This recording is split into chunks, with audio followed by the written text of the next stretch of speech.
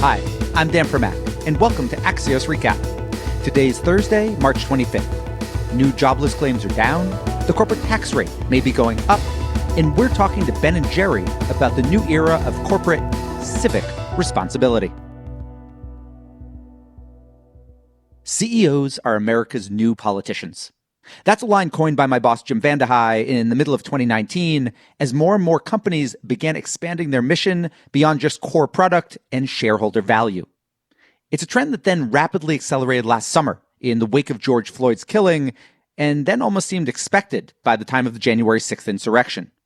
But not everyone is new to using their business as an agent for social change. Ben & Jerry's, which is objectively the most delicious ice cream in your grocer's freezer, has mixed its founders' political activism with its corporate activities since almost the moment it was founded in 1978. For example, Ben & Jerry's created so-called Peace Pops to protest nuclear proliferation during the Reagan era. It later was a vocal and early advocate for gay marriage, and at one point even had a policy whereby the company's CEO couldn't make more than 5 times what its lowest paid employee made. Although that policy disappeared when Unilever bought Ben & Jerry's in 2000. More recently, the company's eponymous co-founders have been advocating for an end to qualified immunity for police officers and have even created an entire advocacy group around it. So today we want to talk with Ben & Jerry, who officially remain company employees, although they don't have any day-to-day responsibilities. We'll ask about their legacy, what they think of the rising tide of corporate activism, and, of course, ice cream. That conversation in 15 seconds. We're joined now by Ben Cohen and Jerry Greenfield, better known as Ben and Jerry. Ben, let's start with you. Can you talk a little bit about how early in your company's lifetime you decided you wanted it to have a corporate responsibility angle? And as a piece of that, who did you look to, if anyone? You know, we see business as just another member of the community, a well-to-do and very influential member of the community. And as a member of the community, we need to take stands for justice. So that's what we do. When you were starting the company or in its early days, was there another company out there, either big or maybe small and local, that you looked to and said, oh, that's kind of who we want to emulate? I think in the early days, we were looking at companies like Patagonia, which is still doing amazing things. There were a handful of pioneering companies, The Body Shop, Stonyfield Farm Yogurt, and we were within that group. Ben, when you were hiring employees, did you ever hear from a prospective hire, I'm interested in working here, but my politics don't line up with yours? I think usually people pretty much self-selected. If their politics didn't line up, they didn't really apply. Jerry, your thoughts on this? For example, Ben & Jerry's was an early supporter of marriage equality and same-sex marriage. And I specifically remember somebody interviewing who simply did not agree with those values. And, it made sense for both that person and the company to not be engaged together. Ben, I'm curious, let me ask on the customer side of it. I know there's always this concern by companies, particularly consumer brands, that if you take a stand on really almost anything, folks who disagree might not want to buy your product. How do you balance that, or how did you balance that? There's always folks who disagree and don't want to buy your product. I mean, no product owns 100% of a given market. So people are making decisions about buying one product versus another based on a whole raft of considerations. And I think a lot of times consumers are buying from corporations despite what the corporation stands for. Corporations are looking, or consumers are looking for corporations that take stands for fairness, equality, and justice. I mean, those are things that we all kind of grew up with and we're told we're part of the American way. And so those are the types of stands that we take. And, the majority of people support us. There's a bunch of people who don't. Year after year, we keep on selling more and more ice cream. Jerry, in a lot of ways, Ben & Jerry was the forerunner of a lot of what we saw in terms of corporate social responsibility, for example, last summer in the wake of the George Floyd killing. How do you see the company's legacy impacting what other companies are doing today? I think Ben and Jerry's has shown that it's possible for a business, for a corporation, to speak out about social justice issues and not just be thinking about its own financial self-interest. And, that's really the most important thing. With business as such a powerful force in the society, we can't afford to have business simply be thinking about itself. It needs to be thinking about a just and fair and equitable society. And Ben, your thoughts? I think Ben and Jerry's showed that it can be done much in the same way that Colin Kaepernick showed that celebrities can take a stand on social issues, and that's opened the door. And others are now feeling that, yeah, we can do that. It's been more than 20 years after you guys sold the company to Unilever. And when you did, there was a lot of concern, I think, from fans of the company that the culture itself was going to change. For example, you guys had a rule about what the highest paid employee could make as a multiple of the lowest paid employee to the company. What's the most important thing, Jerry, that you think survived that merger in terms of culture, and the most important thing that didn't? Well, let me add that Ben and I had concerns as well. It was not something we wanted to have happen. I think the idea that Ben and Jerry's can continue to be outspoken. It was in 2016, Ben and Jerry's publicly supported Black Lives Matter.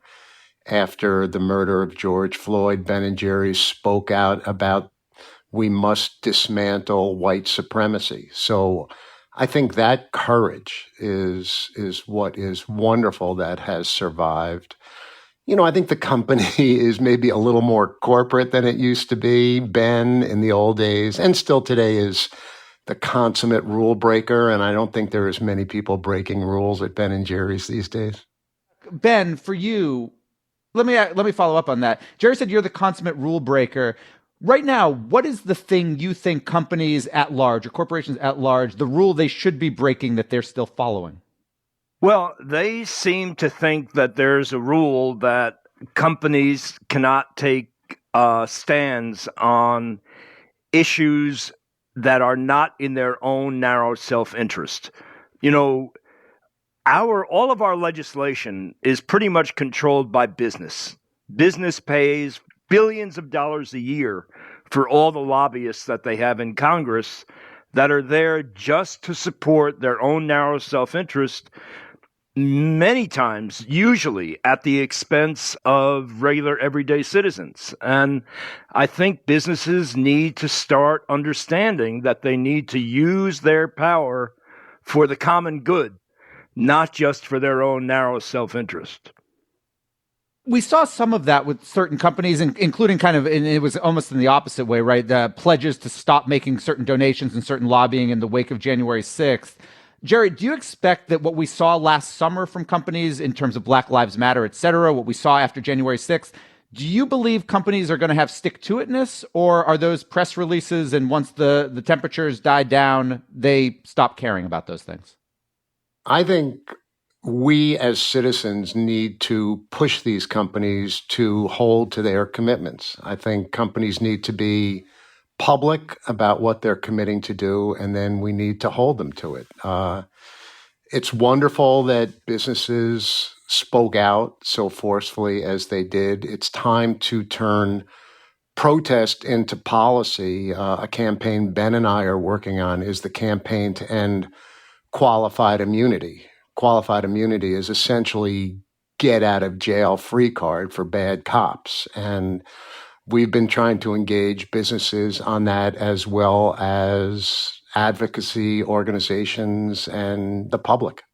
There's already 700 businesses that have signed on to this letter urging Congress to pass a law to overturn qualified immunity, which is the reason why you see so many of these cops doing these horrendous things and they're getting off scot-free.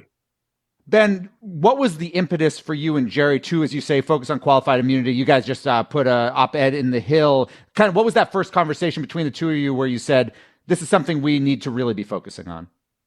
I think we were both going crazy about the idea that over and over and over again, these cops commit these horrendous acts. And even when it's caught on video, and I need to point out that most of them are not caught on video, even when they're caught on video, they get off scot-free.